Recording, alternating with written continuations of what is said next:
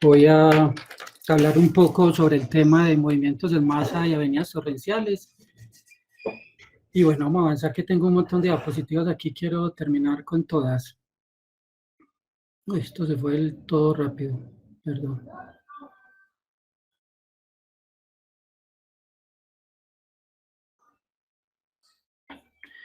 Ahí quería empezar con esta diapositiva. Quería empezar con este trabajo del profesor Edward Bratt. Primero, pues como para hacer un reconocimiento a estas personas que arrancaron con todo este tema de amenazas, el tema sobre todo de movimiento de masa y muchos otros temas de geoamenazas en general, igual que el profesor Van Besten en Europa, todas estas personas, pero quise resaltar el profesor Edward Bratt, como decía, que ya murió en el año 2012 del Servicio Geológico, en el que resaltaba desde los 90 el tema y lo que él denominó el problema de los deslizamientos en el mundo. Y allí tengo subrayado un par de cosas que me llaman la atención, y uno es el tema de los movimientos en masa que generan pues un gran problema para la sociedad, pero en lo que marcaba allí el profesor Brad es en el momento, en aprender, en conocerlos, para poder tomar medidas que redujeran las condiciones de vulnerabilidad y de riesgo de estas sociedades. Pero más que eso, también resaltaba en el último párrafo, y es que veía, ya describía hacia lo que venía hacia el futuro, y es el problema, cómo este problema se va a incrementar debido al incremento de la población mundial, pero también a la ocupación de los terrenos que ha hecho que hace esta nueva cantidad de personas que habitan este planeta sobre las ciudades, como la urbanización, incrementar la densidad en estas poblaciones y aumentar este problema. O sea que esto lo dijo hace 30 años y todavía parece que no hubiésemos avanzado, se ha avanzado mucho en el estado del arte, pero realmente en la realidad es poco lo que se ve. Y al final sí, un dato mucho más reciente de Reichenbach, italiano, que en uno de sus trabajos tiene este dato, imagino que muy aproximado, realmente no sé cómo llegan a un valor de estos, pero estima que solo el 0,03% de la superficie terrestre, lo que es continental, tiene estudios de amenaza. Es decir, allí pues en términos de geólogos, lo que tenemos es mucho trabajo. Y este es entonces, con ese abrebocas, el contenido de lo que va a hablar. Va a empezar primero un tema de geoamenazas y ordenamiento territorial, casi que lo que es el final, quiero ponerlo acá al inicio.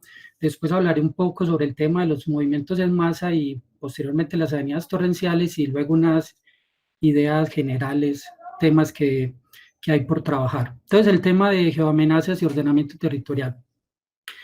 Pues nosotros somos geólogos, gran parte de esta audiencia somos geólogos y conocemos muy bien este marco geotectónico de Colombia. Es un marco, un proceso de subducción de tres placas que convergen con una serie de microbloques también allí que tienen sus movimientos, y eso lo que genera es una topografía como la que vemos allí, la parte norte de los Andes, y esa topografía, además de tener pues un sistema de cordilleras, pues el ambiente morfotectónico en el que estamos también da unas características de una serie de volcanes. Esas montañas, parte de esas montañas también son complejos volcánicos.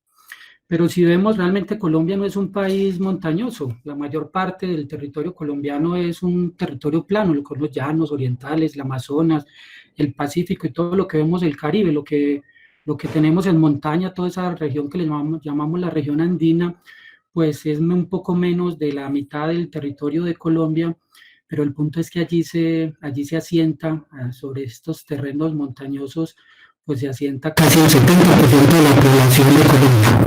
Pero además de ese marco geotectónico, tenemos esa posición ecuatorial de Colombia, lo que contrae finalmente son lluvias.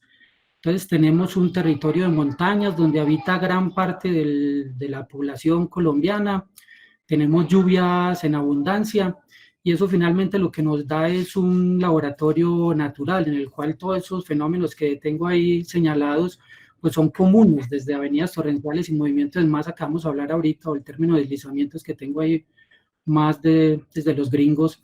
También tenemos eventos como tsunamis, obviamente volcanes, también somos unos terrenos amplios arquitectónicamente activos y por lo que pueden generar sismos, y también el terreno, como les decía, somos un terreno de amplias, también es un elemento común. Pero yo podría decir muy bien que como consecuencia de ese escenario multiamenazas que tenemos en Colombia, pues la consecuencia son esta serie de fotografías de unos movimientos en masa catastróficos y representativos por lo que significaron para la ciudad aquí, todos en la ciudad de Medellín. Sin embargo, es todo lo contrario lo que quiero significar allí, no por esa condición de multiamenazas que tenemos en Colombia, tenemos como resultado estos desastres.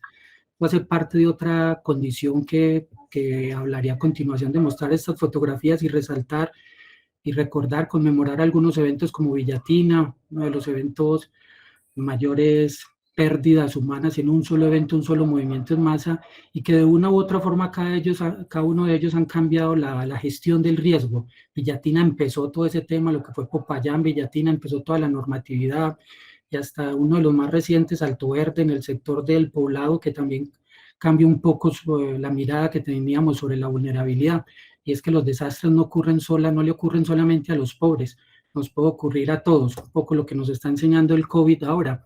Y el escenario de avenidas torrenciales no es diferente, también estos ya son fotos de todo el territorio colombiano, pero estos eventos parece que fuese el mismo, y cuando vemos años, pues tenemos a Armero en el 85, tenemos el más reciente Mocoa y Salgar, pero tenemos eventos aquí más locales como Bello, y tenemos pues otros de como Tapartó también acá en el departamento de Antioquia.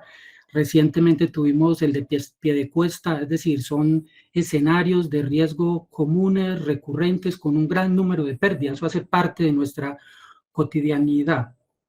Pero el tema, como les decía, no es el escenario multiamenaza, no es el que explica la ocurrencia de estos desastres, no. Ese escenario multiamenazas explica la ocurrencia de fenómenos geológicos, fenómenos endogénicos o exogénicos. Lo que explica la ocurrencia de estos desastres es o lo que quiero explicarlo es con esta diapositiva. En la parte alta vemos cómo ha sido la evolución de la población en Colombia desde 1500. Miremos cómo esa población, pues primero hay una pequeña reducción, obviamente, por el impacto de los españoles y el exterminio de gran parte de la población de indígenas que teníamos en nuestros territorios, pero a partir de ahí, en 1800, empieza un incremento exponencial. Esa última parte ya son datos de proyecciones, donde vemos que por allá en el 2050 se estabilizará alrededor de 70 de habitantes, pero ahora somos un poco menos de 50 millones de habitantes, y lo que vemos es que ese incremento, ese incremento exponencial, pues se da esencialmente en la década de los 60, 70, donde el país cambia de un país netamente rural, donde más del 50% de su población era rural, a un país urbano. Ahora estamos por encima de los promedios mundiales sobre población urbana, estamos llegando por encima del 75-77% de nuestra población está concentrada en las ciudades. Pero el problema no es tanto la población trae otra serie de problemas, el problema es cómo esa población ha ocupado estos territorios.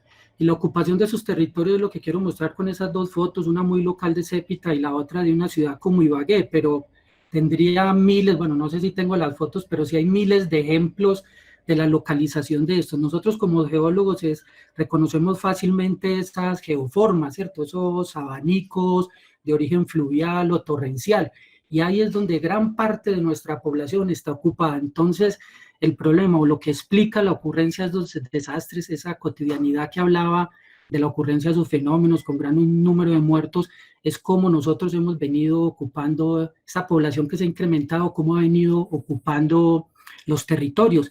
Esa ocupación del territorio se ha hecho sin conocer cuáles son los procesos que han dado lugar a esas geoformas, porque esos procesos son naturales, pero también son amenazantes.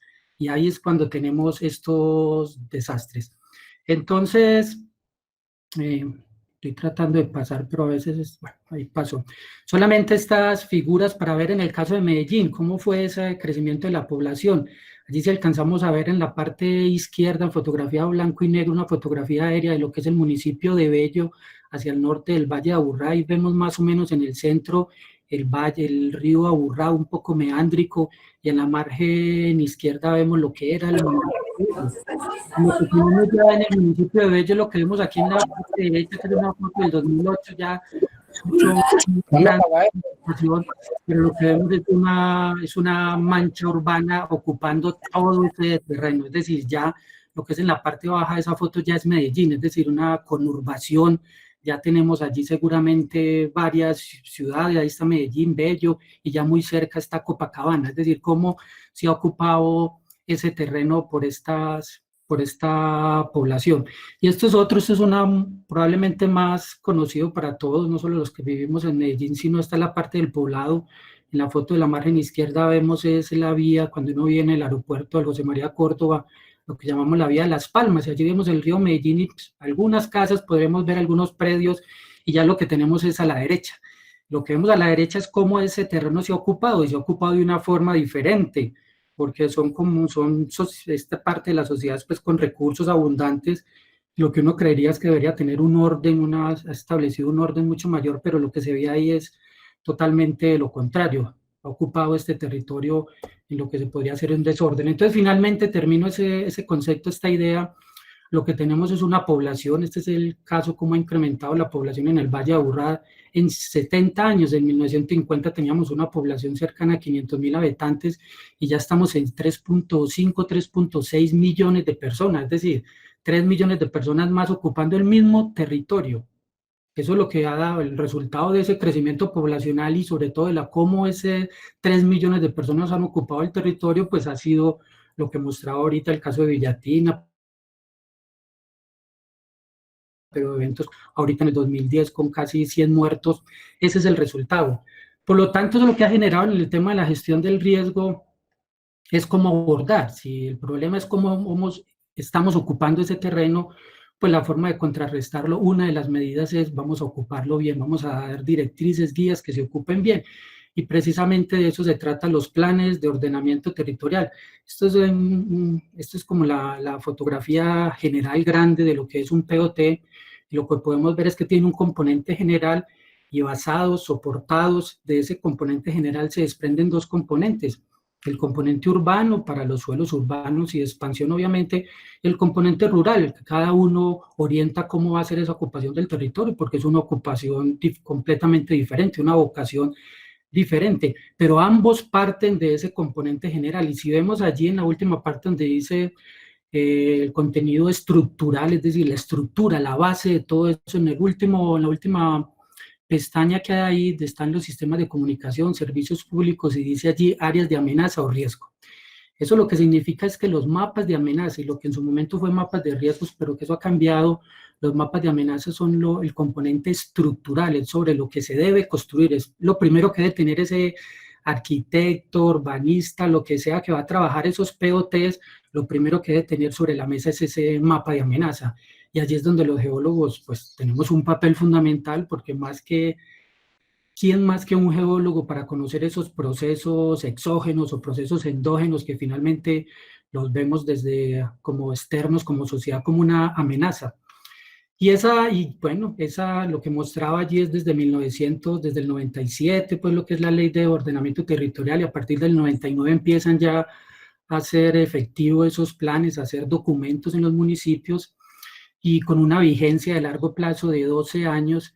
Por eso se está acabando pues con esa primera generación de POTs, y esto es un diagnóstico que hace el Ministerio de Vivienda, donde es increíble, es decir, si ese es nuestro problema, lo que debió ser los POTs fue una herramienta fundamental para evitar eso, pero lo que vemos cada día es pues que no ha pasado mucho, hemos aprendido, hay cosas muy buenas, pero todavía es muy común, es muy cotidiano ese tema de los desastres. Y lo que vemos es este es el diagnóstico, el 97% de los POT no tiene estudios de amenaza y riesgo, pues eso es increíble, y a mí todavía me cuesta creer estos datos, y el 61% de detección y 14% no lo incluyeron, es decir, bueno, es un aprendizaje, hagámoslo como una oportunidad, fue un aprendizaje, y por eso es que ahora lo que se conocen, esta segunda generación de POTs, es lo que se le ha denominado los POTs modernos. Y los POTs modernos en muchos otros aspectos, pero uno de los principales aspectos es, venga, tenemos que incorporar adecuadamente ese tema de amenazas, porque estos resultados lo que nos está diciendo es que no.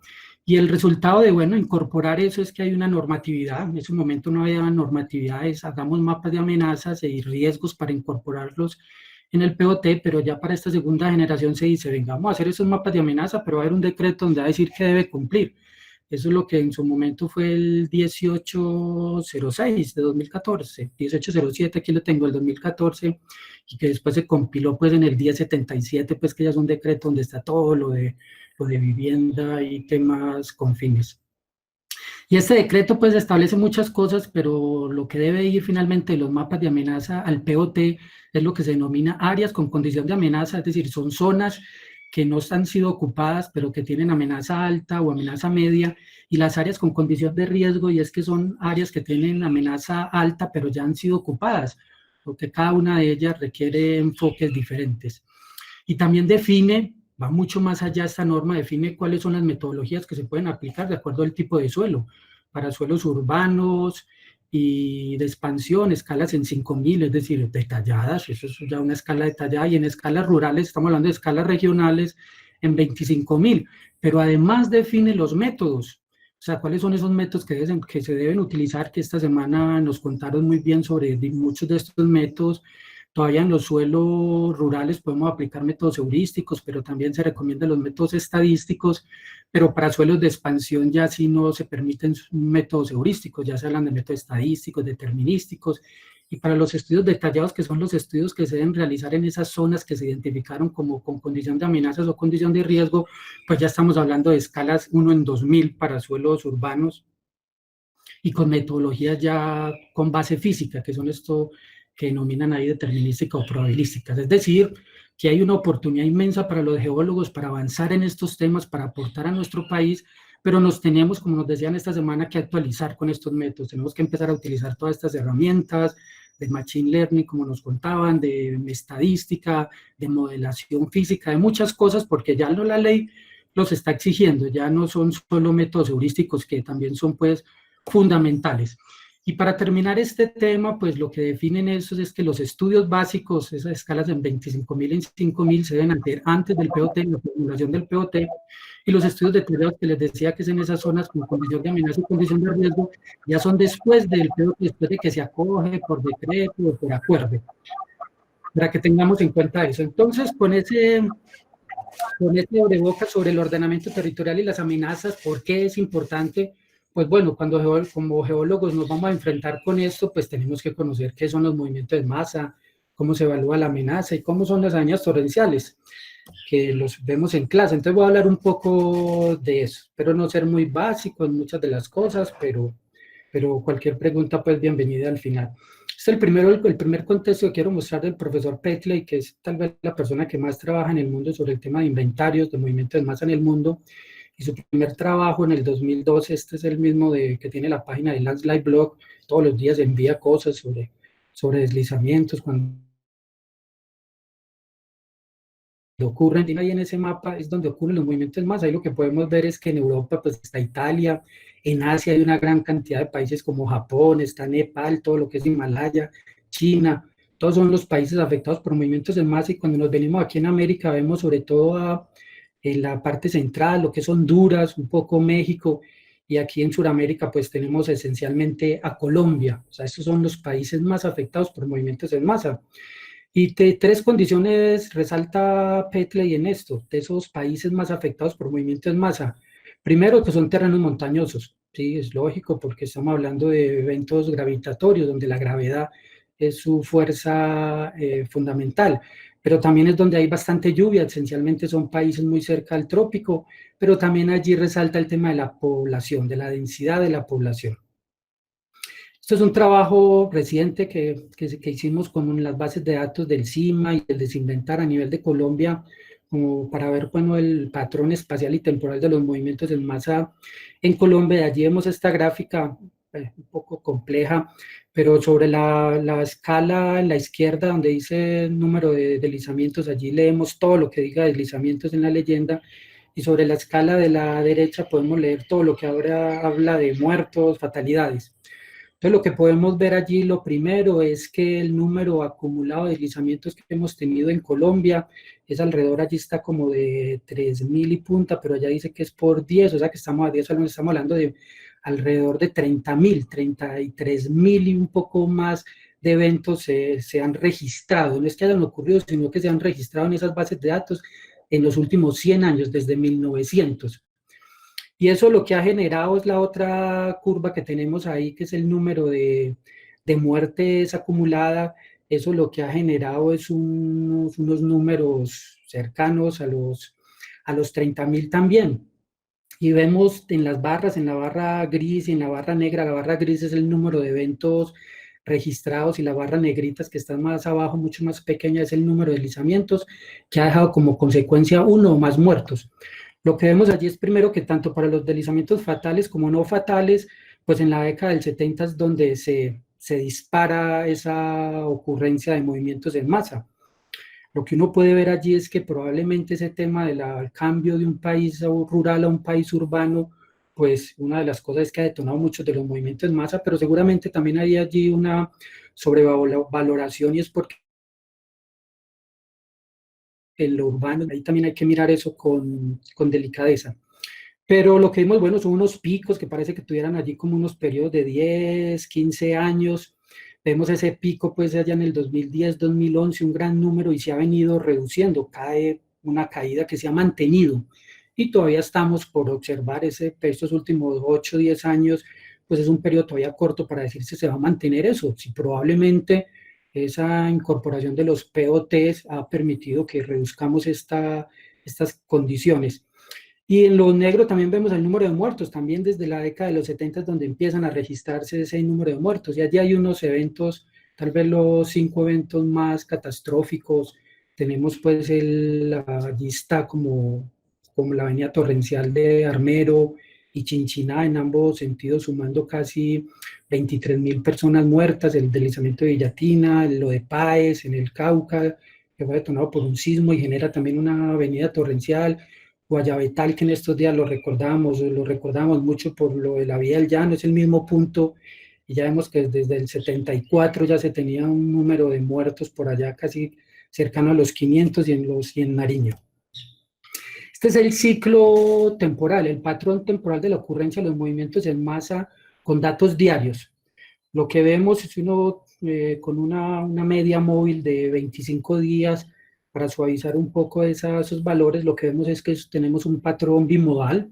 Los movimientos en masa principalmente ocurren en abril, mayo y en octubre y noviembre, pero lo primero pues es que ocurren todo el año. Pero hay unos picos sobre esos dos periodos que, como sabemos, coinciden perfectamente con el patrón bimodal también de la lluvia. O sea que ya tenemos que la lluvia es nuestro gran factor detonante y los movimientos en masa responden a esas condiciones de lluvia. Y esto es un dato de la densidad de ocurrencia de movimientos en masa por cada 1.000 kilómetros cuadrados comparado con la densidad de la población. Allí vemos pues por regiones, los círculos negritos de la región andina y esos triangulitos hacia abajo vemos la región Caribe. Pero resaltar como Medellín y Bogotá son esas dos grandes ciudades con la mayor densidad de población y con la mayor densidad de deslizamiento, es decir, hay una relación lineal en este caso, pues tenemos una escala logarítmica allí en ambos ejes, donde al aumentar la densidad de la población tenemos también un aumento en la densidad de los deslizamientos. Obviamente allí es porque hay un tema de cómo ocupamos ese terreno que he contado desde el inicio.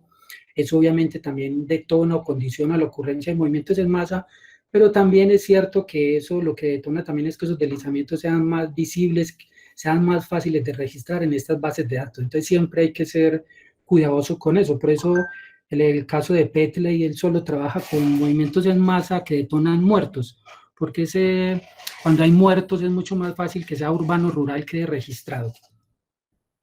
Y esta es una gráfica, lo que llaman las curvas FN, para mirar, se utilizan mucho para mirar lo de riesgo, cuál es el nivel de riesgo, lo que llaman riesgo aceptable. Y aquí lo que tenemos en la escala vertical es la frecuencia anual de eventos, en una escala logarítmica.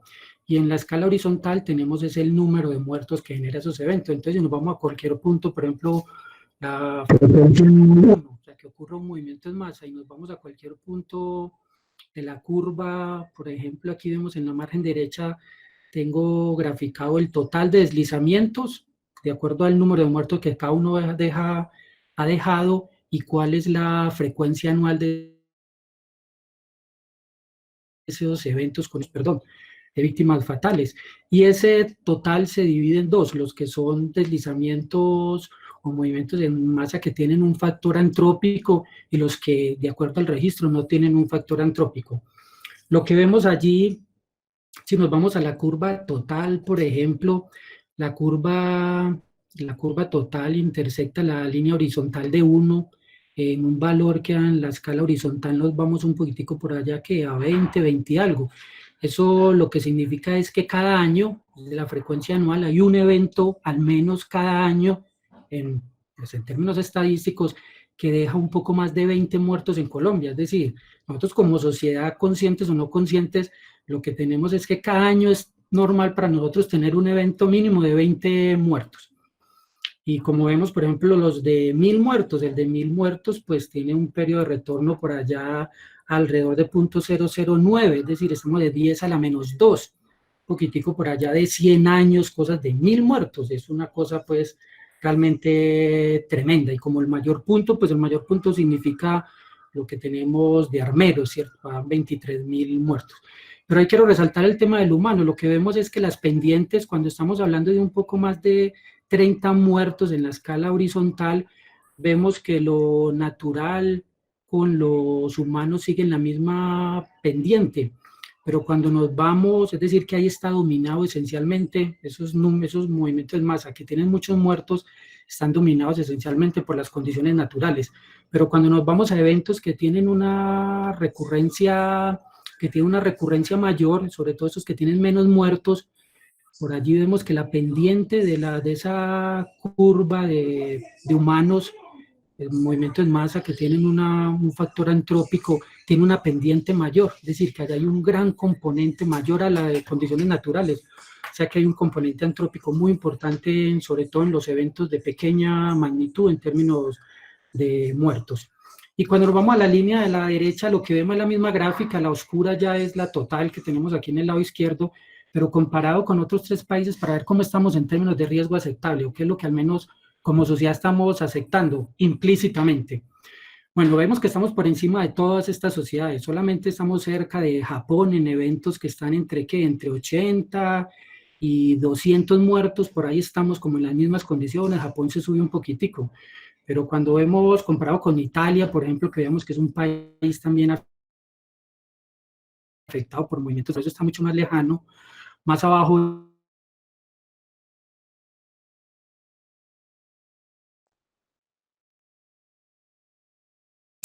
Edier, se te perdió la voz. Hola. Edier. Hola, hola. Esperemos un momentico a ver si logra volverse a conectar. 40 muertos, es decir, ahí tenemos Hola, hola. Edier. Dime, cuéntame. El último minuto nos quedamos sin tu voz.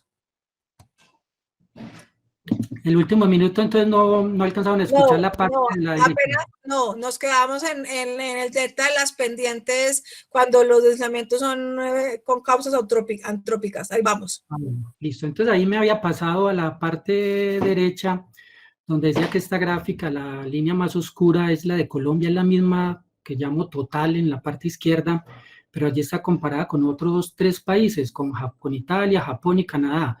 Italia como Japón son países, como mostraba ahorita, también muy afectados por los movimientos en masa, y Canadá un país con menos afectaciones. Y lo que vemos es que solamente nos podemos comparar en términos de muertos y frecuencia de los eventos con Japón, pero entre los eventos alrededor de 80 y alrededor de 300 muertos. Ahí tenemos unas probabilidades muy similares. Pero cuando nos vamos, por ejemplo, nos comparamos con Italia o con eventos de menor magnitud, el caso que estaba mostrando es que Italia, el evento de recurrencia de cada año, tiene al menos unos 3, 4 muertos. Y para Colombia ese evento, como decía ahorita, de cada año, tiene ya aquí tenía alrededor de 30, 40 muertos para Colombia. Es decir, estamos hablando ahí de un orden de magnitud entre Colombia e Italia en el tema de movimiento de masa, es decir, que estamos muy por encima. Cuando guías o lo que se llama de riesgo aceptable, guías para riesgo aceptable como en Hong Kong o en Canadá o en otros países que se ha utilizado, que pues como sociedad pues no somos comparables, pero al menos hay que tener pues algo con qué mirarnos. Están hablando de 10 a la menos 3, es decir, que hayan eventos que puedan generar un muerto, tiene que tener una probabilidad de ocurrencia de 10 a la menos 3, es decir, para 1000 años, y nosotros estamos teniendo 40, 30 muertos cada año, o sea, estamos todavía lejos. Y para entender los deslizamientos, nos explicaban esta semana, es muy importante verlos de esta forma, es no un poco como se ve desde la rama de los ingenieros civiles, que está más enfocada en ver el evento como pasó. Nosotros como geólogos sabemos que eso es una manifestación que viene con unas condiciones de muchos años o incluso décadas o hasta millones de años podrían ser algunos eventos, que es lo que llamamos las variables condicionantes, que son las condiciones internas, inherentes al terreno y que casi no cambian en nuestros tiempos humanos. Y tenemos unas causas detonantes, que esas sí estamos hablando en términos de tiempo mucho más corto. Esas condiciones naturales se van deteriorando progresivamente en esos tiempos y vaya hasta que llega un factor detonante como la lluvia, como el sismo, y generan ese último momento que es el movimiento en masa. Es importante entenderlo así porque para evaluar la amenaza esa mirada es fundamental, porque entonces cuando uno dice que va a evaluar la susceptibilidad, lo que está evaluando son esos factores inherentes, esos factores que ahorita llamábamos condicionantes. Por lo tanto, la susceptibilidad, lo que habla y un mapa de susceptibilidad responde solamente a una pregunta, es dónde van a ocurrir los movimientos de masa, la probabilidad espacial, porque esas condiciones inherentes del terreno determinan dónde van a ocurrir. Solamente eso, pero solamente pues es no, más que una gran respuesta para el ordenamiento territorial. Y cuando uno hace evaluación de la amenaza, ya sola parte de la susceptibilidad, es decir, yo ya sé dónde van a ocurrir, pero para evaluar la amenaza también necesito saber cuándo van a ocurrir, es decir, la frecuencia. Y también necesito saber ya la magnitud, por lo tanto la probabilidad espacial, que es la susceptibilidad, más la probabilidad temporal y la magnitud. Y esa probabilidad temporal y magnitud dependen del factor detonante. Por eso la amenaza incorpora el factor detonante, porque el factor detonante es el que determina cuándo va a ocurrir. Por lo tanto, la amenaza que se conoce por ahora de los italianos, esta ecuación del profesor Gussetti, es esa amenaza si consideramos que los tres fenómenos son independientes, es decir, que la magnitud es independiente de cuándo va a ocurrir y es independiente de dónde va a ocurrir, podríamos decir que la amenaza son el producto de esas tres probabilidades. La probabilidad espacial, nos contaban esta semana, pues de una u otra forma sabemos cómo hacerla, tenemos claro muchas metodologías. La probabilidad temporal, saber cuándo va a ocurrir un evento, pues eso, el cuándo, ahí ya hablamos en términos de probabilidades, hay mucha incertidumbre, más o menos podemos lidiar con eso, pero el término de qué tamaño va a ser, o qué velocidad, cuál va a ser la magnitud de movimiento en masa, ahí sí empezamos a dudar mucho más. Por eso las metodologías generalmente tienen estos 6 pasos. Primero, tener un inventario de movimiento en masa, saber qué ha pasado para saber dónde va a ocurrir, cartografiar esas variables condicionantes, esos factores del terreno. Eso finalmente la realidad, son los datos. Y ojalá, pues la idea es recoger allí con la mayor precisión esos datos. Después esos datos tenemos que ponerlos en un modelo, mirar cuáles son las mejores variables, esos métodos de zonificación, y ese modelo ya es una incertidumbre. Estamos tratando de modelar esa naturaleza que es bien compleja, y a la final tenemos que evaluar el modelo. Entonces es poner esa balanza realidad, datos con el modelo y la incertidumbre y llegar ahí a algo que nos permita tomar decisiones, pero seguramente muy alejados de la realidad. Y esos métodos de zonificación nos los decían esta semana. Hay unos que lo que llamamos los métodos heurísticos o basados en el conocimiento. Ahí están los otros métodos cuantitativos, que son los métodos basados en los datos, esencialmente los métodos estadísticos, bivariados o multivariados, y los métodos basados en la física. Bueno, estos son los métodos heurísticos. Allá hay una persona pues que toma las decisiones, un experto tanto en la metodología como en la zona. Los métodos estadísticos, que es que las decisiones que toman expertos se las vamos a dejar a que lo tomen los datos a través de software, hardware, y ahí se toman metodologías amplias como las que llamamos de machine learning, bivariadas, etcétera. Y métodos con a esos procesos que entendemos, al menos los que entendemos a las escalas que conocemos hasta ahora, y de una u otra forma encontrar todos esos parámetros para saber dónde y cuándo van a ocurrir esos movimientos de masa. Pero miren que eso hay, como les decía, pues es un gran problema. La probabilidad espacial con esas metodologías hay incertidumbre, la probabilidad temporal podemos mirar, la magnitud pues está difícil, pero y la propagación, es decir, la ocurrencia de los movimientos en masa tiene que incorporar la propagación, por eso ya las nuevas miradas es, en esa ecuación falta la probabilidad de la propagación, porque si vemos, bueno, acá no lo vimos porque pensé que había puesto la diapositiva, pero no la puse. Es una diapositiva donde están los movimientos de masa que veíamos allá al inicio, Villatina, la Gabriela, todos esos movimientos en masa. Ninguna de las personas que murió en esos movimientos en masa era porque estaba ubicado en la zona donde, que se deslizó, donde ocurrió. Y todos estos modelos que hemos hablado, que se ha hablado esta semana, lo que determina es dónde va a ocurrir el movimiento en masa. Pero las muertes están asociadas a esa masa que falla y que se desplaza. Esa masa es la que destruye infraestructura y población que está en esta infraestructura. Entonces, si estamos todavía lejanos de la magnitud de las probabilidades del run-out o la propagación, pues todavía hay mucho que aprender. Esos son retos. No es para estar tristes, sino para estar contentos, porque lo que tenemos es trabajo. Esta era la foto que quería mostrar. La puse una rayita más allá. Como ven, por ejemplo, Villatina, Santa Elena, que es lo que se conoce como Media Luna, muy famosa, que ahora recientemente con nuestro Nobel García Márquez, periodista del Espectador, fue quien cubrió ese caso, Alto Verde, bueno, la Gabriela. Como vemos allí, las personas que fallecen es por la propagación, no por la ocurrencia. Es decir, que en todos estos mapas yo he podido poner esa zona donde murieron las personas, es de amenaza muy baja, si el mapa realmente pues estaría bien desde el punto de vista de ocurrencia, porque no se consideró el desplazamiento, la propagación.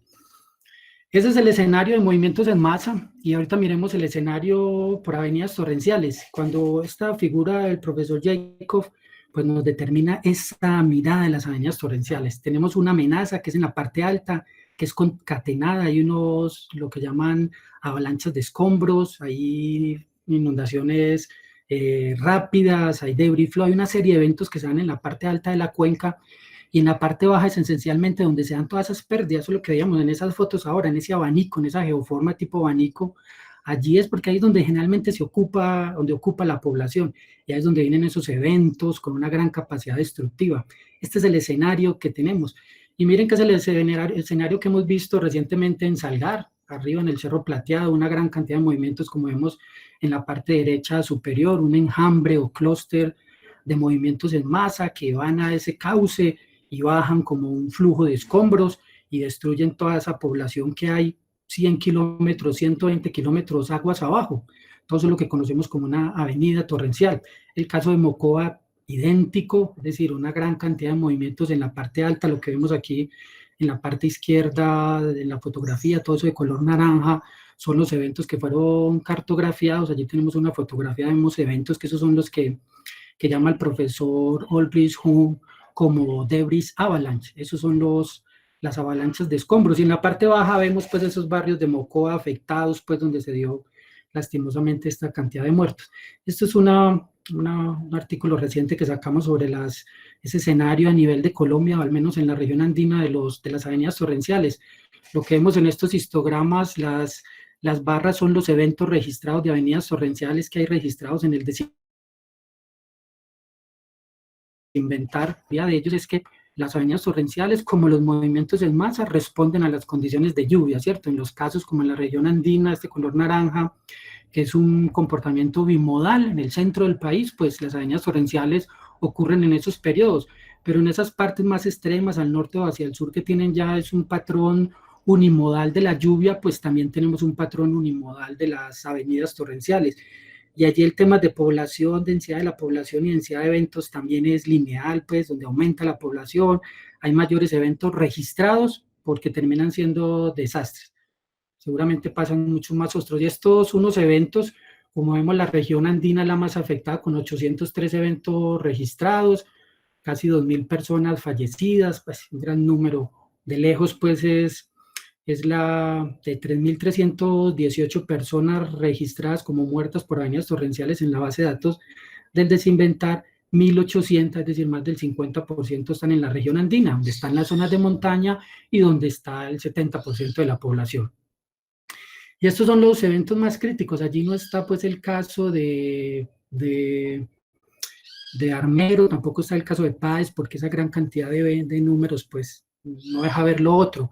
Por allí tenemos el caso de Mocoa, el caso de Playón en Santander, el caso de Salgar, o sea, ya vimos que ahí en el 2015, pero en el 60 ya había pasado, en el caso de Andes, también aquí en Antioquia, que eso es lo que esta apartó, ya también había pasado, es decir, es una serie de eventos recurrentes y unas zonas en común.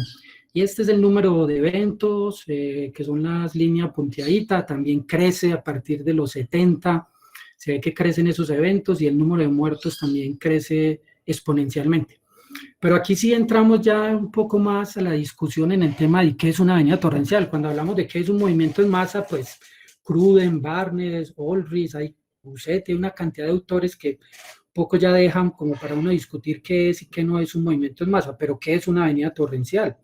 Ahí sí hay muchos puntos por discutir, muy interesante la discusión.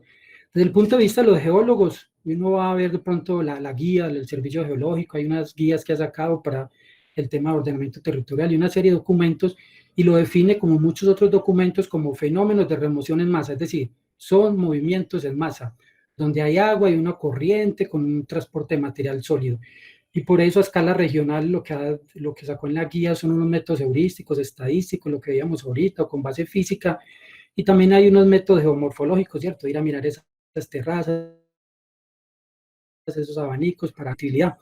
Pero cuando uno habla con un hidrólogo sobre esos eventos que vienen, que generan todos esos muertos, utilizan el término de crecientes súbitas. Hay unos, hay otros, tratan ahí de utilizar otros términos, pero cuando uno mira el término, por ejemplo, en documentos, o cuando uno ve documentos del IDEAN o estos, los del PONCA, define esas crecientes súbitas como condiciones, eventos por condiciones geomorfológicas, que es un flujo de agua con sedimentos. Recomienda para esas escalas regionales un índice, en este caso el índice de vulnerabilidad frente a eventos torrenciales, y para escalas más locales los métodos hidráulicos, es decir, todo lo que es tránsito hidráulico con varias metodologías que hay para eso. Regáleme 2 segundicos, yo conecto este computador, se me vaya a descargar.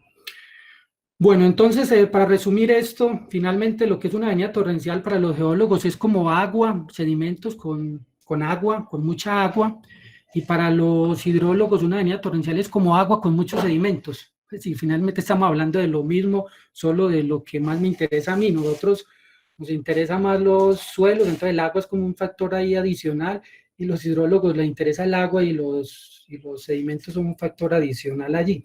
Pero no es solamente acá que estamos hablando que es una avenida torrencial. Cuando uno va y mira, bueno, ¿con qué podemos comparar una avenida torrencial? Se encuentran unos términos como estos, flash flood, o el debris flow, o el debris flood. Y también encuentra dos corrientes completamente diferentes, sobre todo en Europa y la corriente norteamericana. El Servicio Geológico de los Estados Unidos todo lo llama flash flow, y dice dentro de flash flow hay water flow, es decir, agua limpia, flujos de agua limpia crecientes. Hay flujos hiperconcentrados, ya esos sedimentos empiezan a aumentar, miren, entre el 5 y el 60%, y hay debris flow, flujos de escombros, donde ya hay unos sedimentos por encima del 60%. Pero desde una mirada más hidrológica, los hidrólogos, y también muchos de ellos de Norteamérica, dicen, bueno, lo flash flow es lo mismo que el debris flow, es como agua con muchos sedimentos, y el debris flow ya son flujos, generalmente lo llaman flujos de una fase, donde el agua y los sedimentos van a la misma velocidad, mientras esos flujos hiperconcentrados o flash flow o debris flow son flujos de dos fases, es decir, el agua y los sedimentos van a velocidades diferentes. El agua va empujando, va transportando por la corriente del flujo los sedimentos, en el otro los dos van a las mismas velocidades. Y es diferente. Entonces, finalmente, pues esa confusión que es una avenida torrencial, sin ir a términos que encuentra uno más coloquiales como avalanchas, pues que finalmente no es una avalancha. El término avalancha tiene dos características fundamentales. Para que sea una avalancha, tiene que ir no canalizado, y una avenida torrencial por naturaleza va canalizada por un canal. Una avalancha no va por canales, va sobre la ladera abierta, llaman open hill slope. Y lo otro es que generalmente no tienen agua, son eventos secos, las avalanchas. Solamente las de escombros son las que tienen alguna cantidad de agua, esas que son detonadas por lluvia, pero las avalanchas de nieve son secas, son fenómenos secos, o las de roca generadas por los sismos, pues son fenómenos secos. Y es todo lo contrario de lo que nosotros nos han contado como avalancha, al menos en los medios, ¿cierto? Una avalancha va por un canal y va lleno de agua, y la definición realmente de avalancha es que no vaya por un canal y que no tenga agua.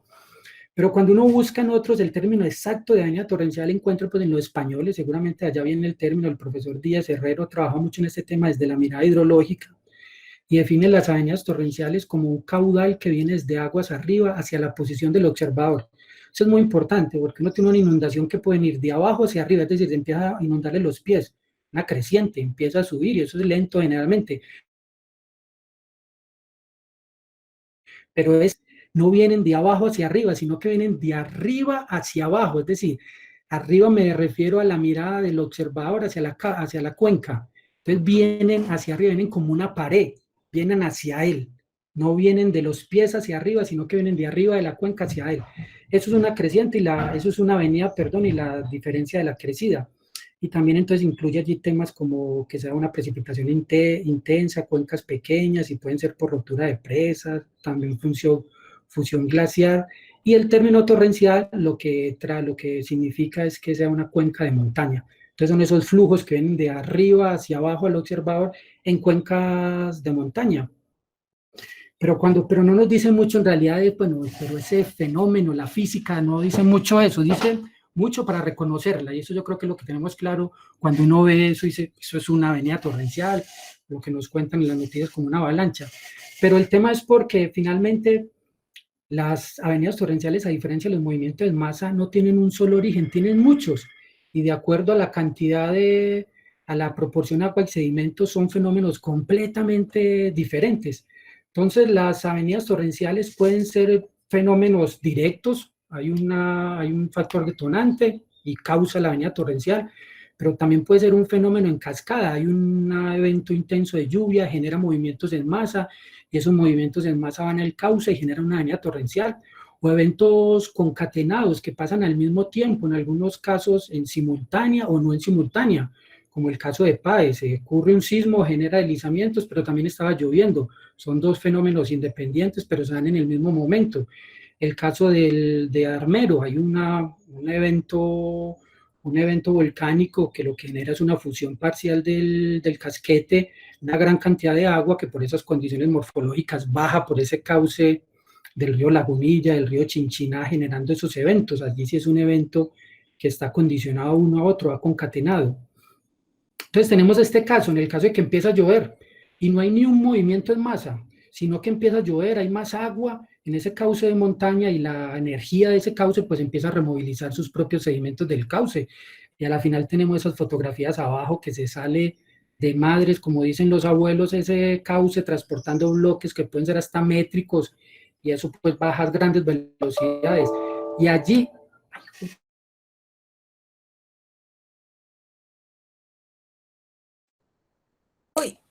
se le desconectó, yo creo. Esperemos un segundito a ver que vuelva a conectarse.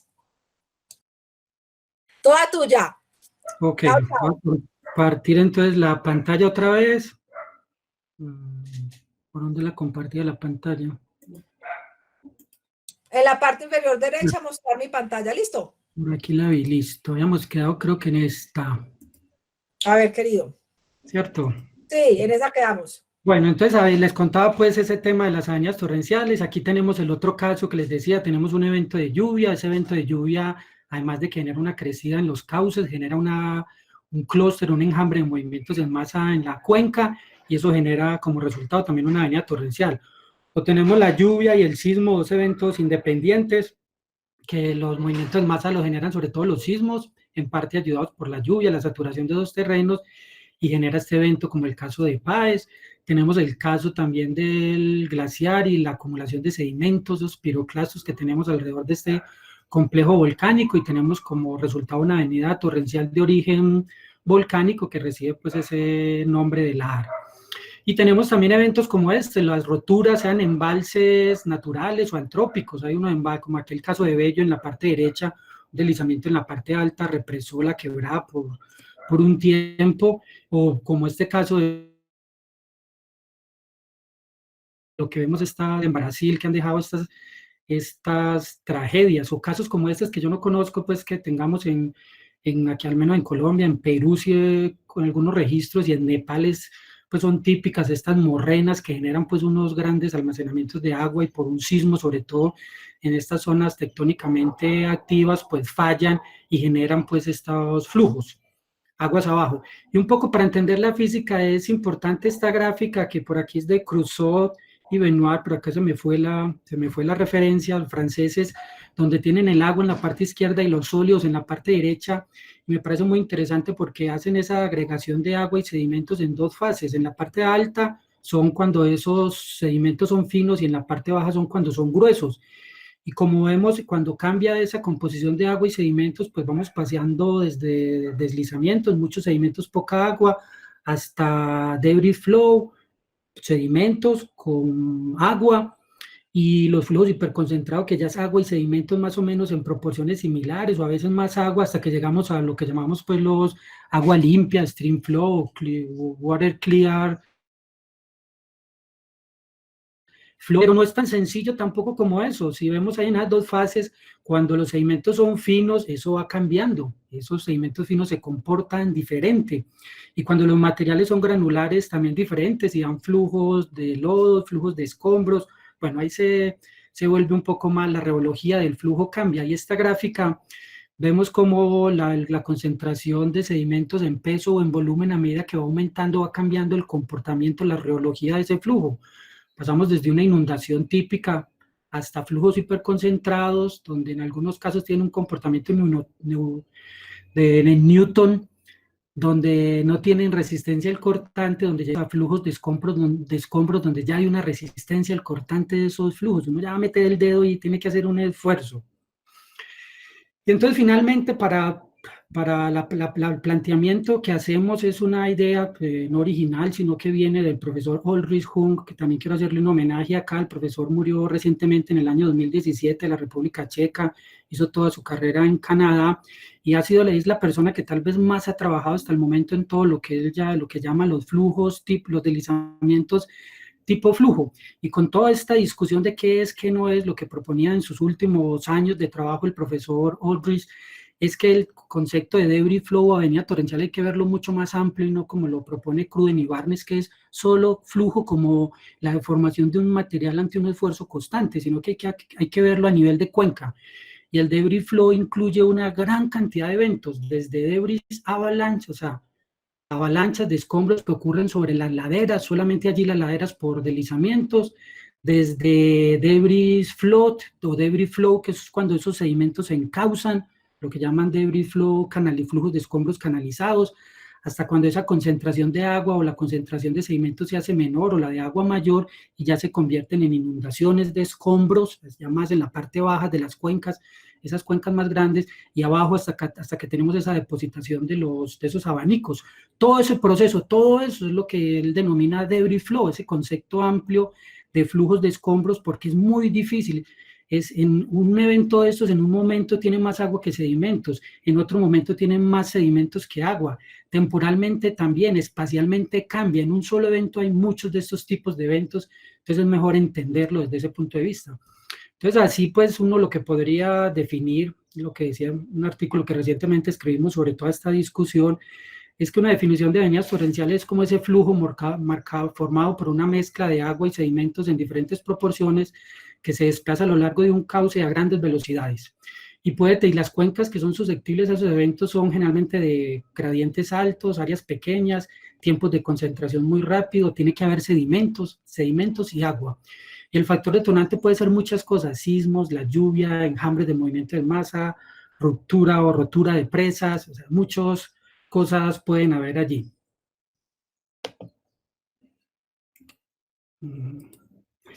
Y esto hace un resumen como de todos esos eventos que pueden considerarse como avenidas torrenciales. Allí tenemos crecientes súbitas, o lo que se denomina como las inundaciones de escombros, los flujos de escombros, hay una densidad más alta, es decir, flujos de una fase. Las crecientes súbitas son los flujos de dos fases. Y las inundaciones de escombros, bueno, hay un porcentaje de sedimentos que cambia con respecto a las crecientes súbitas y las inundaciones de escombros, pero ambos generalmente se comportan como flujos newtonianos. Ya los flujos de escombros cambian. Hay una característica también muy importante allí que es importante considerarla, y es que los flujos de escombros generalmente pasan en cuencas pequeñas, de orden 1 y 2. súbitas ya ocurren son en cuencas de órdenes de drenaje mayor a 2. También hay un tema con las crecientes, por eso nosotros tenemos muchos eventos de inundación de escombros o crecientes súbitas, pero que no tiene grandes consecuencias porque tiene un periodo de recurrencia muy alto. Eso puede pasar varias veces al año en muchas de estas cuencas con un comportamiento torrencial. Entonces ya la sociedad como que sabe hasta dónde respeta, porque eso pasa mucho. Pero los flujos de escombros tienen periodos de retorno más largos porque son eventos de magnitudes mayores, porque allí ya no solamente es el agua, sino los sedimentos que vienen, es un volumen mayor.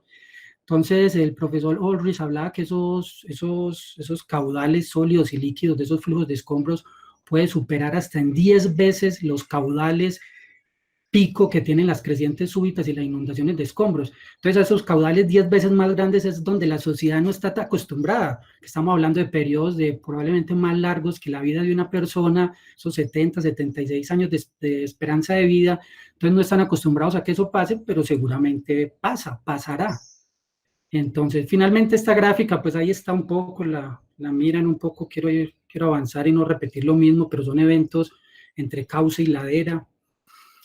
Entonces, si entendemos y por eso es importante, no es solo un tema de términos, y es importante entender qué es una avenida torrencial para poder ir a mirar entonces cómo vamos a hacer metodologías. Por lo tanto, para la susceptibilidad hay que tener dos cosas en cuenta: la morfometría y la disponibilidad de sedimentos. Eso define que una cuenca sea o no susceptible. Y la amenaza, es decir, el factor detonante, está generalmente asociado al agua, a que tenga esa gran cantidad de agua, sea por la fusión parcial del glaciar, sea por exceso de lluvia, escorrentía, bueno, muchas cosas, pero tenemos que tener esencialmente eso: morfometría y sedimentos, y que venga un factor detonante. Por ejemplo, un trabajo que está para publicarse sobre el tema de los índices, la morfometría de las cuencas torrenciales en los Andes colombianos. Aquí lo que utilizamos es el Melton, que es el índice que está en la horizontal, y en la vertical tenemos la longitud de la cuenca. El índice de Melton es el índice mundialmente conocido para saber que es una avenida torrencial. Esa línea que está ahí en punto 3 es lo que definió de Wilford, definió de acuerdo al índice de Melton que cuencas con un índice de Melton mayor de 0.3 ya son torrenciales, sea por debris flow o sea por debris flow. Y hacia abajo son cuencas aluviales, es decir, que tienen crecientes. Cuando uno pone los datos allí de Colombia, esos son más de 70 cuencas que tenemos en Colombia. Las color rojo son cuencas torrenciales y las de color azul son eventos torrenciales. En los registros geológicos y registros históricos, vemos que ese índice de Melton no aplica para nosotros. Esas cuencas torrenciales tienen índices de Melton desde 0.1. Entonces, si ese índice de Melton no nos sirve, el índice multivariado de torrencialidad, pues que se aplica aquí en los PONCA, pues sabemos que tampoco sirve mucho, eso da todo torrencial.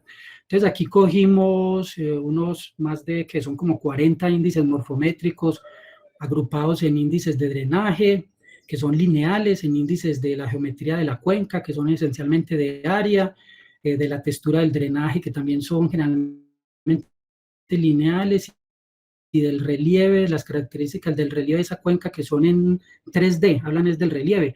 Esto es una matriz de correlación, como vemos los colores rojos y azules es variables que correlacionan mucho.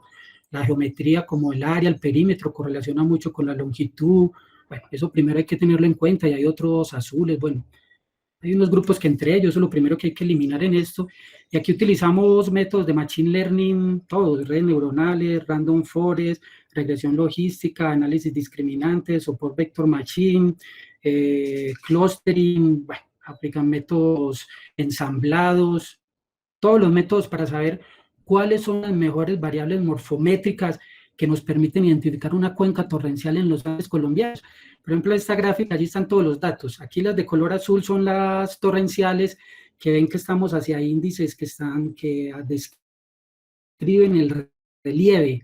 O sea, que esas cuencas que son torrenciales están muy influenciadas por el relieve, y las cuencas que son aluviales, esas verdes, están más hacia esos índices que hay allá, que son más en términos de textura. Eso es lo primero, pues, como para uno saber. Ya empezamos a ver esos diagramas de caja sobre cada uno de los índices, el orden, el número de drenajes, bueno, hay un montón de índices, y uno de los que uno empieza a mirar, ahí ven la T, son las cuencas torrenciales, y el diagrama de cajas de las no torrenciales. Ese cuadrito lo que significa, como sabemos, es que ahí está el 50% de los datos, y los otros, pues esos puntos que están ya los podría considerar uno como esos outliers que hay por ahí. Entonces uno puede, bueno, ¿cuál de esos dos se diferencian más, las torrenciales y no torrenciales? ¿Cuáles parámetros? Ahí uno puede ver, bueno, el RB, el radio de bifurcación, permite ver que las torrenciales tienen valores más bajos que las no torrenciales. Cuando vemos los parámetros de la cuenca, vemos que todas en general se comportan, todos esos parámetros se comportan muy bien, el área, el perímetro, el índice de bifurcación, el coeficiente de compacidad. Bueno, hay una serie de índices que hay, pero ese FF, donde uno ve que, bueno, ahí se tiende como a diferenciar el factor de forma. Se ve que en las no torrenciales tiene un factor de forma más grande que las torrenciales, aquí en los Andes colombianos.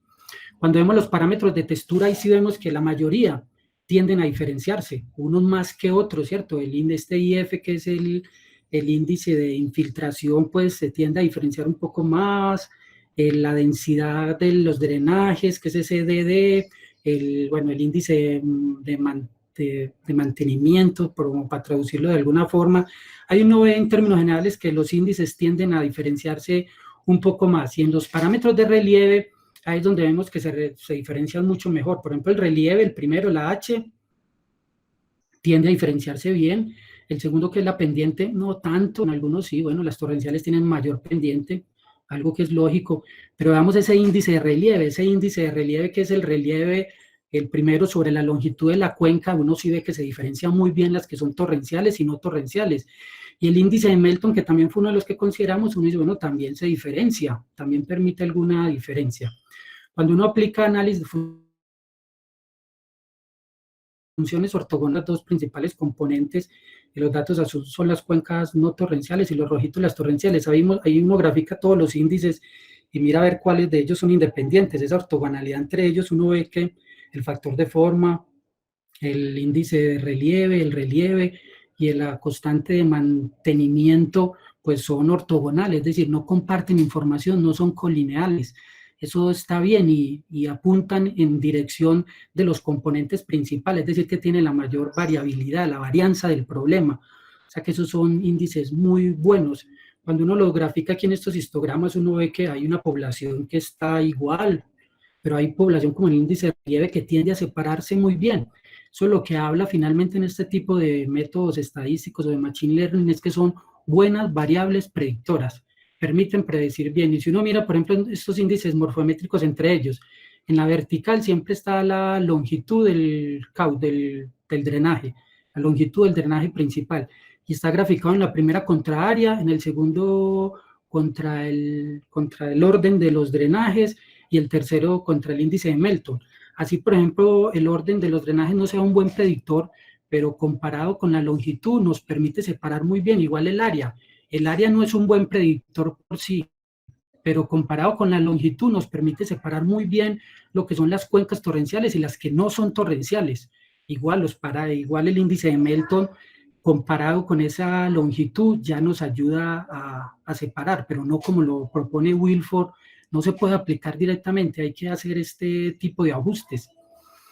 Entonces, ya para terminar esto, lo que tenía para contarles, tengo 5 ideas, 5 diapositivas rápidas para, como algunos mensajes, cosas por trabajar, qué viene, qué sigue. Lo primero es entender esto, que la modelación, nosotros estamos tratando de modelar la naturaleza, acá no son sistemas lineales, acá no es el péndulo, que yo tengo fuerza, la longitud del péndulo, la masa, y con una fuerza puedo saber en cualquier momento, dónde está, puedo ubicar en tiempo y espacio esa masa. No, aquí son sistemas complejos altamente no lineales, que eso es lo que nos estamos enfrentando y eso es lo que tenemos que modelar. Pero no puede decir, entonces no modelamos porque esto es muy difícil. No, tenemos que ir avanzando con incertidumbre, pero ir reduciendo, y de eso se trata el estado del arte. Ir aprendiendo para reducir esto, pero nunca olvidarnos que estamos ante unos eventos altamente complejos, que eso es lo que nos tiene que dar siempre es humildad con los datos. Siempre la naturaleza, que cualquier modelo. Entonces, basados en eso, pues para uno evaluar la amenaza hacemos como cosas como estas que propone aquí Heiswald por allá en Asia, donde mira la probabilidad de un umbral de lluvia, qué tan probable es de que ocurra una lluvia de tanta intensidad, de que ocurra un evento con una magnitud de tanta, y aplica una metodología de susceptibilidad, como la hemos visto, y corre esas y multiplica esas tres cosas y encuentra una amenaza, pero allí falta la propagación, todas esas, la probabilidad de ocurrencia del factor detonante tiene incertidumbre, la de la magnitud del evento pues también tiene incertidumbre.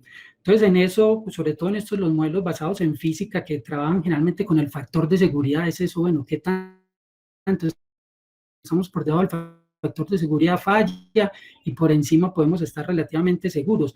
Pero ese factor de seguridad es una aguja en un pajar, es decir, es un dato, un valor que nos dio con unos datos que cogimos de una bolsa que tenía millones y millones de parámetros y sacamos un parámetro y nos dio ese factor de seguridad.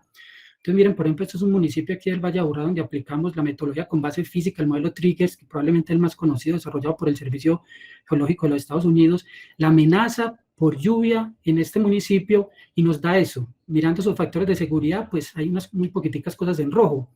Pero cuando no aplicamos el factor de seguridad, sino que aplicamos el concepto de índice de confiabilidad, el índice de confiabilidad es tener en cuenta la incertidumbre que tienen todos esos parámetros.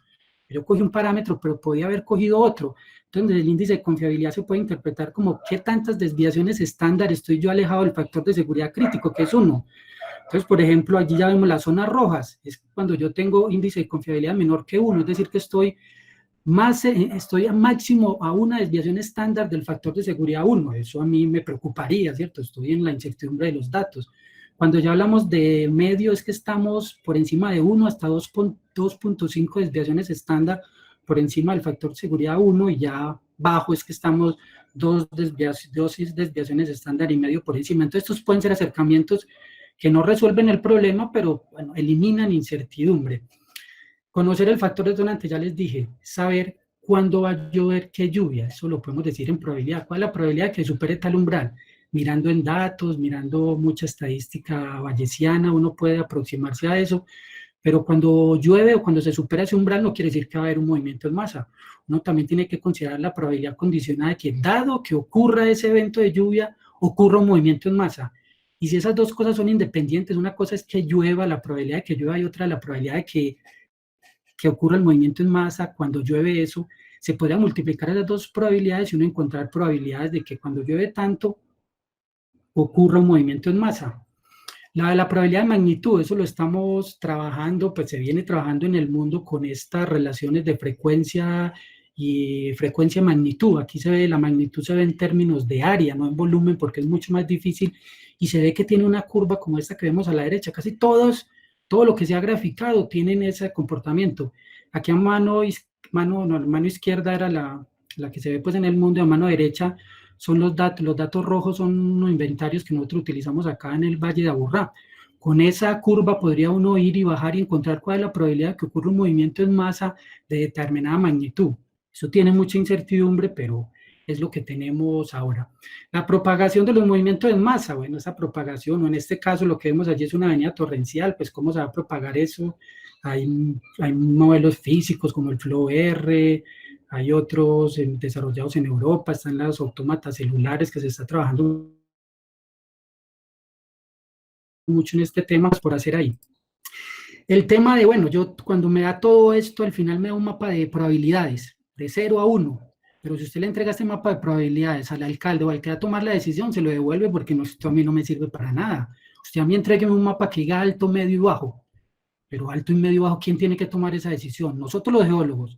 Creo que eso lo debería tomar el tomador de decisión, de definir qué es alto para él o qué es bajo, depende de sus recursos, pero no, eso no es lo que pasa aquí en nuestra sociedad y en otras sociedades, no solamente acá.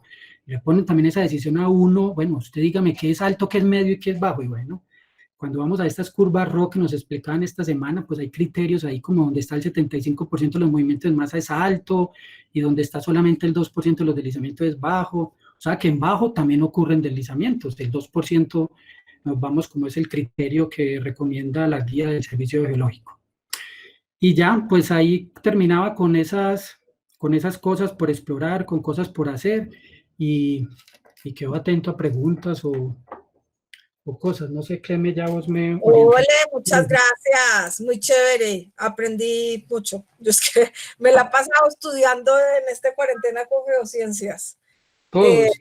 Sí, brutal. sea, recuerda uno, yo creo que lo que hemos recordado conceptos, pues yo que he estado presente en casi todas de tan diversos temas, cada vez pienso en la amplitud que tiene la geología para trabajar y todo lo que hay para hacer en el país. No ha habido una sola conferencia en la que no lleguemos a la conclusión de que hay un mundo de trabajo por hacer. Y pues esta, por supuesto, no es la excepción. ¡Qué maravilla! Tienes unas preguntas en el chat. Yo puedo... ¿Lo puedes mirar ahí? Sí. Sí, yo voy a buscar el chat. Aquí tengo el chat. Ahí tienes varias preguntitas. Entonces voy a empezar de abajo hacia arriba, ¿o qué? Como bueno, que era. No, de arriba para abajo, porque después siguen llegando. De arriba para abajo. Sí, sí, después cuando uno menos piensa empiezan a llegar. Las avenidas torrenciales están en un artículo, sí, se llama definición, sí, por ahí hay un artículo donde hablamos todo ese tema de avenidas torrenciales de la revista de Geografía de la Universidad Nacional. Por aquí, ¿qué hay? Para un análisis de amenaza, ¿usted recomienda hacer varios métodos o ligarse solo a uno? Muy buena pregunta, David. En realidad, como hablaba ahorita, todos estos métodos, todos, heurísticos, estadísticos, o sea, bivariado, multivariado, o sea, machine learning, con base física, todos estamos modelando. En estadística estamos modelando con datos y en base física estamos modelando con la física de esos fenómenos que creemos, que entendemos. Entonces todos tienen incertidumbre. Entonces lo que uno debe realizar realmente son diferentes metodologías. Cambiar del tipo de metodología no es fácil, es decir, voy a hacer una física o una estadística o una heurística, no, porque eso lo determina más es los datos que uno tiene. Cuando yo tengo inventario de movimiento de masa, puedo hacer una metodología estadística, pero si yo no tengo un inventario de movimiento de masa, no puedo aplicar una metodología estadística. Si yo tengo buenos datos y es una escala local, o sea, yo le puedo creer a esos datos de campo, pues podría aplicar una metodología con base física. Si no, si es muy regional, pues la física no va a representar ese problema. Pero en el caso de metodologías estadísticas, que es donde probablemente hay más métodos de machine learning, bivariadas, multivariadas, el peso de la evidencia, que es el que recomienda el Servicio Geológico en su guía, que es un método estadístico bivariado, o la regresión logística, que es el más utilizado en el mundo, bueno, o random forest, que nos hablaban esta semana. En ese caso, sí es bueno aplicar muchas de esas metodologías, porque generalmente hay muchas fases, muchas etapas que están en común.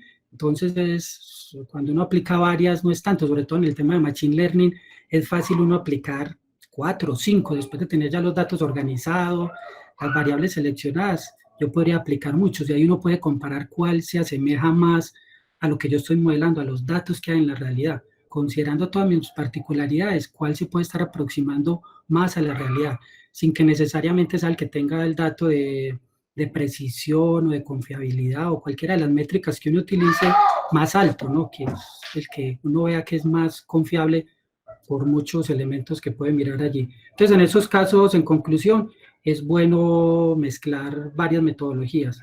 En los casos de metodologías con base física, si tengo datos, generalmente ahí es muy difícil el tema de parametrizar los modelos, y uno cambiarse a otro modelo es aprender otro. Entonces, ahí generalmente uno se casa con un modelo desde el inicio porque ya lo conoce o porque tiene datos para ese modelo y generalmente se va con ese. Lo que uno puede hacer ahí en los modelos con base física es cambiar los escenarios, es ya creerse uno Dios en minúscula, como bueno, ¿y qué pasaría si hago esto? Cambiar cosas para mirar escenarios.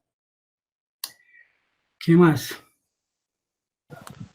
Buenos días, yo tengo una pregunta, por si no es problema por aquí. Claro. Bueno, yo tengo, bueno, sí, son dos preguntas, no sé si me las pueden responder las dos completamente, pero no, la primera, las dos son relacionadas más que todo a movimientos en masa. La primera es pues debido a que gracias a la experiencia pues se ha visto que hay una carencia de instrumentación de medición desde las estaciones hidrológicas. A mí me ha tocado trabajar en municipios donde pues no hay ni siquiera ni una estación hidrológica. Entonces, digamos que al utilizar estaciones que quedan a 32 kilómetros, va a generar un sesgo altísimo. Por lo cual, pues yo quisiera saber qué otras metodologías se podrían utilizar pues, para determinar este factor detonante de lluvia y reemplazarlas pues, por donde no se pueda hacer estas estas diagramas de frecuencia magnitud de lluvias deslizamientos, pues donde también hay pocos deslizamientos caracterizados. Y la otra es más que todo con respecto a la metodología determinística, ¿no? Como que a mí en mi universidad, Fercho Sánchez me dejó como una duda ahí, y que siempre me ha picado, pero pues no, nunca he visto que se haya mucha investigación sobre eso. Y es que, bueno, o sea, el factor de seguridad es una terminología pues hecha en latitudes altas, ¿no? Más que todo pues en Estados Unidos y bueno, y digamos que las condiciones climáticas del trópico y más que todo de Colombia son muy diferentes. Entonces, lo que él siempre criticaba es que este factor de seguridad tomaba en cuenta, digamos, esa tasa de meteorización a la que estamos expuestos. Y digamos que él siempre proponía como tener en cuenta esta tasa de agresividad que usan los ingenieros agrónomos. Entonces, yo quisiera saber ¿cuál es su posición? Bueno, más que todo técnica respecto al factor de seguridad y pues eso tiene grandes implicaciones porque, por ejemplo, la normatividad de los PONCAS a uno le obligan a hacer una metodología determinística para determinar la amenaza a una escala de 1 a 25.000, lo cual pues, genera mucho sesgo, mucha incertidumbre. Entonces yo quisiera saber pues más o menos esas dos preguntas tengo. Gracias. Listo, mira, yo voy a empezar de la última, que es la que más me acuerdo. Bueno, lo primero es cierto lo que decís en el tema de las entidades, pues el Servicio Geológico ha hecho un gran trabajo, un gran esfuerzo en poder avanzar dando unas guías. Como todo, hay cosas por mejorar en esas guías, voy porque me hay una pregunta por ahí, entonces aprovecho para ir respondiendo otras, como todas las guías. Hay cosas por mejorar, pero yo creo que es un avance a lo que teníamos, un gran avance a lo que teníamos antes, que era nada. Entonces, hay cosas ahí. Pero lo que sí pasa ahí es que hay metodologías, por ejemplo, para el ordenamiento territorial, pues el Servicio Geológico ha sido como esa entidad que ha acompañado al Ministerio de Vivienda en todas estas cosas, y esa es la línea, con una metodología bivariada para lo rural, que es el peso de la evidencia. Pero en el tema de los PONCA, que ha sido más un acompañamiento desde el IDEA en otras entidades, allí hay una mirada completamente diferente, y por ejemplo, en el caso que para una escala de unos 25.000 se pide una metodología con base física, es decir, ahí no hay representatividad física del problema, es decir, una metodología física da un valor, el computador arroja un mapa y unos valores, pero creerle a esas escalas, a esos métodos físicos y a los parámetros, así usted haga perforaciones que piden ahí, pues la variabilidad espacial de estas variables es tan alta que es difícil creer allí. Pero con la pregunta en específico del tema del factor de seguridad, yo no conozco que haya ningún problema en términos del factor de seguridad. Lo que sí hay es que el factor de seguridad generalmente trabaja, no siempre, pero se trabaja con lo que es la mecánica clásica de suelos y que es en condiciones saturadas. Eso lo que condiciona es que no hay succión, que es esas presiones de poros negativas. Y la succión, que son las presiones de poros negativas, es una fuerza que ayuda a mantener esas partículas, es lo que llamamos también cohesión aparente. Entonces, cuando uno trabaja con condiciones saturadas, pues es más conservador, porque son unas condiciones más críticas, porque generalmente en este trópico estamos en condiciones parcialmente saturadas, es decir, hay una succión, los taludes tienen unas fuerzas que trata de mantenerlas ahí, pero cuando llueve, pues eso es lo primero que se va perdiendo y empezamos a desarrollar presiones de poros positivas. Pero por eso ya se ha desarrollado y sobre todo en los últimos años, desde Asia se ha venido trabajando mucho en lo que se conoce como la mecánica de suelos parcialmente saturados, donde tienen factor de seguridad que son con condiciones de parcialmente saturadas, es decir, es incorporando la succión. Lo que pasa es que la mecánica clásica, como es más conservadora, pues uno por ahí se va, cuando hay incertidumbre, pues vámonos por lo más conservador, pero podría estar generando sobreestimación, que bueno, que a veces no lo ve uno pues en la realidad. Entonces, por ahí, lo que decís que es los índices de meteorización, pues hay que considerarlos en cómo van, ¿cierto? Las propiedades geomecánicas de esos materiales obviamente dependen de ese proceso geoquímico, ese proceso de transformación de roca a suelo, y allí los geólogos y sobre todo pues los que trabajan con todo este tema de suelos, pues conocen muy bien y hay que tratar de incorporar esos índices, pero el factor de seguridad es un método pues que que compara pues las fuerzas actuantes contra las fuerzas resistentes y da en términos, de acuerdo con como usted conozca esos parámetros, qué tan cerca está del valor real. Entonces, porque esa condición de trópico no creo que tenga ningún problema, solamente el tema es lo de los suelos parcialmente saturados, que es toda una nueva mecánica de suelos donde se incluye el tema de la succión. Y la primera pregunta que decías, hasta recuerdo, es el tema de las lluvias, cómo medirlas con el problema que tenemos que hay tan pocas estaciones, ¿cierto? Es decir, ya afortunadamente ya hemos avanzado porque ya los datos del IDEAN son fáciles de adquirir, que tiene datos sobre todo a escalas temporales diarias, pero como vos decís, están en unos kilómetros y en estas condiciones de lluvia tan locales, esos eventos convectivos tan locales, pues una estación que esté a más de 10 kilómetros de mi evento de lluvia, pues poca representatividad va a tener de las condiciones de lluvia que hay allí. Entonces, cuando uno trabaja con estas cosas, de las primeras cosas que tiene que hacer es ese filtro. Decir, bueno, ¿qué eventos tengo yo en un radio de 3, 4? Depende de las condiciones de la zona. Pero ya uno pasase de 5, 10 kilómetros, ya eso no, ahí es poco lo que tiene que ver lo que llovió en ese punto con donde ocurrió el deslizamiento. A 1 kilómetro también hay una incertidumbre muy grande. Uno ve pues que lo que llueve aquí no llueve en la próxima cuadra. Pero bueno, se reduce más esa incertidumbre, pero hay que tenerla en cuenta cuando uno vaya a interpretar los resultados. Lo que yo te recomiendo ahí, lo que se viene haciendo es con los datos de lluvias satelitales, que tienen una ventaja y es que tienen una resolución temporal continua, es decir, hay como la base de datos de CHIRS, que es Climate Hazard Infrared, que es pública, disponible, tiene datos desde 1980, con datos temporales diarios. El problema es que la resolución espacial es muy gruesa, es decir, eso tiene pues celdas de 5 kilómetros, pero ahí puedes vos encontrar todo Colombia desde 1980 la lluvia. El otro gran problema es que la escala temporal, entre la escala temporal sea más pequeña, es decir, día, es mayor la incertidumbre. Cuando vos trabajas con esos datos agregados mensuales, bueno, agregados mensuales la incertidumbre no es tan alta, se ha comparado con datos medidos y no, temporalidad más pequeña, que es la que generalmente la que uno utiliza aquí, pues hay más incertidumbre, pero por ahí hay algo. Pero no solamente el tema de las lluvias, el tema de los movimientos en masa también. Cuando uno va a buscar la base de datos de movimiento en masa, ¿cuántos tienen la hora? ¿A qué hora ocurrieron para uno poder hacer, si tiene datos de lluvia minutales cada 15 minutos o no sé, poder encontrar relaciones de intensidad-duración? Son muy pocos. Uno encuentra en estas bases de datos que te digo con las que he trabajado el día, qué día ocurrió, y eso que en algunos hay que hacer filtros y todo, pero bueno, pero con ese día uno no puede hacer más que correlaciones de lo que llovió ese día contra días anteriores, pero bajar a otras escalas es muy difícil. Acá en el Valle de Aburrá tenemos pues un satélite que nos ayuda pues con el tema temporal y espacial también de las lluvias, pero bueno, no. Pero el IDEAN está en un proyecto muy grande de tener radares que cubran gran parte del territorio colombiano, ya creo que ha instalado un par, y yo creo que eso, pues, pero los datos de lluvia satelitales que no miden, sino que estiman lluvia, yo creo que es una buena alternativa que vayamos explorando. Voy a meterme por aquí, ¿qué más preguntas hay? Listo, listo.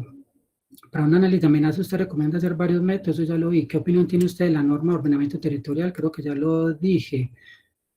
Profe, con respecto a los índices morfométricos, Anita, ¿qué factores crees que influyen para que no funcionen también en cuencas tropicales? ¿Qué factores? A ver, pues no es que no funcionen realmente, lo que yo creo es que los índices morfométricos pues, son índices, son unos valores que dan, lo que pasa es que los procesos no son iguales.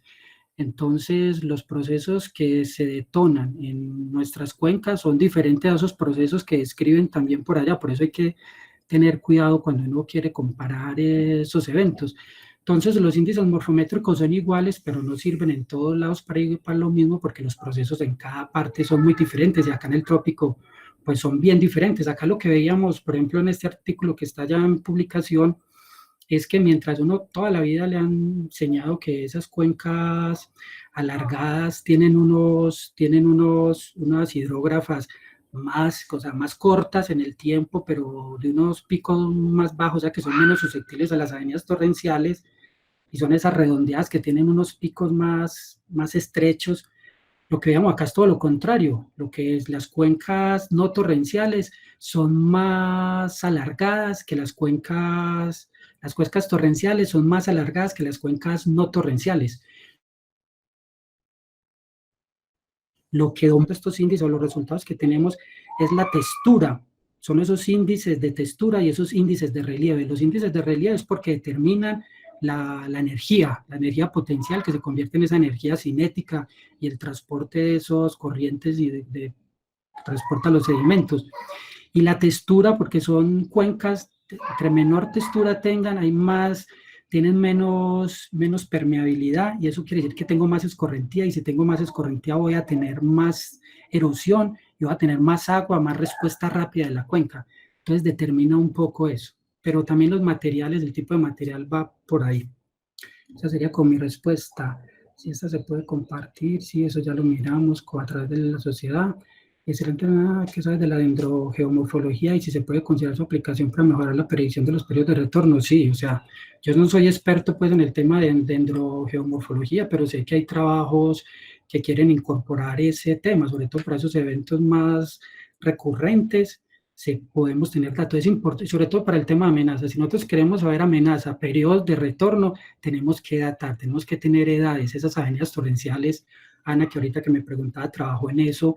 Cuando uno ve esos abanicos, esas geoformas inmensas aquí en el Cauca o en gran parte de nuestro territorio, generalmente lo que uno piensa, no, eso estamos hablando de miles de años, por allá el inicio pues del cuaternario, pero de acuerdo a los datos que se están obteniendo, que se han visto trabajos, pues uno ve edades mucho más recientes y eso ya lo preocupa a uno, o sea, eso acabó de pasar, y si eso acabó de pasar es que estamos en las condiciones en las que pasan ese tipo de eventos, solo que estamos en un periodo de tiempo cortico donde no ha llegado entre comillas, porque cuando uno ve el caso de Armero, entiende que esos eventos o cisnes negros pues ocurren. ¿Qué implicaciones tienen los parámetros reológicos para la identificación de la amenaza por avenidas torrenciales? Toda. Cuando en la definición yo propongo esa mezcla de agua y sedimentos, es en otros términos decir la reología, es decir, la mezcla de agua y sedimentos condiciona la reología, el comportamiento de ese flujo, y de acuerdo a ese comportamiento es un flujo de dos fases o un flujo de una fase, donde la física con la que uno va a modelar eso tiene que ser completamente diferente. ¿Es un flujo newtoniano o no newtoniano? Entonces, eso es completamente diferente. El tema es que, como nosotros tenemos avenida torrencial, ese término avenida torrencial incluye una gran cantidad de eventos, como decía. Entonces, tenemos que entender primero que avenidas torrenciales es un gran concepto que abarca una cantidad de fenómenos que tienen en similaridad, que es una mezcla de agua y sedimentos a grandes velocidades. Pero dentro de eso hay eventos que hay que modelar con una física diferente. En la metodología del servicio geológico para la zonificación de amenazas 25.000 se diferencia entre flujos de detritos y avenidas torrenciales. Sin embargo, según los autores, en lo que se basa el servicio, no es clara la diferencia. Bueno, el servicio geológico para la definición de avenidas torrenciales se basa también en la definición del profesor Ulrich Jung, en la que define como flujo de escombros. Entonces, define flujos de escombros esencialmente son eventos de una fase. Bueno, el carácter define en su artículo las características, que son flujos que vienen en ondas, es decir, viene uno, después viene como en ondas, porque esos bloques que vienen adelante van frenando el flujo y el de atrás tiene más agua, entonces se le pasa por encima y va reteniendo. Pero los inundaciones de escombros no, los inundaciones de escombros son más, no vienen en ondas, sino que van en un solo viaje de dos fases. Entonces él diferencia todo eso, pues clasificación de movimientos en masa tipo flujo. Entonces allí diferencia lo que es el debris flow, y eso probablemente es lo que el Servicio Geológico compara, y muchos otros documentos a nivel de Colombia, de otros países, compara como debris flow. Pero lo que yo resalto acá es lo de los últimos trabajos, más recientes incluso que ese, donde es lo que propone, y ahí en ese artículo ya empieza a proponerlo, es que se utilice el término para abarcar esa gran cantidad de eventos, que debris flow no sea ese evento de una fase, sino que debris flow abarque todos esos tipos de eventos, es decir, es un fenómeno a nivel de cuenca que abarca debris flow, flash flow, debris avalanche, todos esos eventos. Pero es el mismo autor. Muchas gracias. Se diferencia entre flujos, listo. Bueno, gracias. Hay más preguntas que dice, ¿cuánto utilizamos métodos clásicos, cálculo en factor de seguridad? Si queremos formar un escenario saturado, podríamos establecer que el parámetro de cohesión sea cero, asumiendo que está completamente saturado. No, pero ahí hay que diferenciar entre lo que es la cohesión verdadera y la cohesión aparente. La cohesión aparente sí sería cero porque ya no hay succión, pero cohesión verdadera sí podría haber. Es decir, si estamos hablando de unos suelos finos, seguramente ahí hay un valor de cohesión. Si estamos hablando de unos suelos, los que llamamos en geotecnia unos suelos friccionantes, suelos gruesos, arenas, pues ahí la cohesión no va a ser. Y se consideraría ahí un escenario solo de fricción en el componente de la resistencia del cortante de Coulomb. Listo, yo creo que ahí no hay más preguntas. Profe, una pregunta. Espérate un segundito. Don Edier, ¿esta presentación se puede colgar en el canal? Sí, no hay problema. Sí, súper. Sí, bueno, YouTube, yo los tengo que dejar porque tengo que sacar los perros a hacer pipí. Entonces ustedes terminan ahí, listo. No, eso no esperan. Eso Tú terminas de acordar, es que me tienen loca ya. Listo. Nos vemos ahora. Okay, muchas gracias. A ustedes, muchas gracias. Muchas gracias a ti. Un abrazo. Saludos a María. Chao. Sí, una pregunta. Dale. Sí, señor.